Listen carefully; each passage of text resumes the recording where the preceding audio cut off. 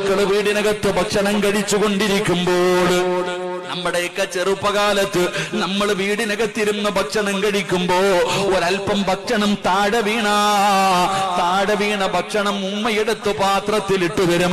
അല്ലാഹുവേ, അതൊരു ചോറാണെങ്കിൽ പോലും ഒരു വറ്റാണെങ്കിൽ പോലും താഴെ വീണ ഭക്ഷണം എടുത്ത് പാത്രത്തിനകത്ത് ഇട്ട് തന്നിട്ട് ഉമ്മ തരുന്ന ഒരു ഉപദേശമുണ്ടോ, മോനെ ഇത് നിന്റെ വാപ്പയുടെ രക്തം വിയർപ്പാക്കിയതാ.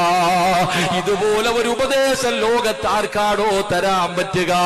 ഉമ്മ താഴെ വീണ ഭക്ഷണം എടുത്തു തന്നിട്ട് ഇത് എടുത്ത് തിന്നണമെന്ന് പറഞ്ഞിട്ട് ഇതെങ്ങനെയാണ് ഉണ്ടാക്കിയതെന്ന് നമ്മുടെ ഉമ്മമാര് നമുക്ക് പഠിപ്പിച്ചു തരുമായിരുന്നു. എങ്കിൽ ഈ നിരന്നിരിക്കുന്ന പെണ്ണുങ്ങള് സ്വന്തം മകന് ഒരു പാത്രം ചോറെടുത്ത് കളഞ്ഞാൽ സുബ്ഹാനല്ലാഹ് ഒരു വാക്കെങ്കിലും പറയുമോ?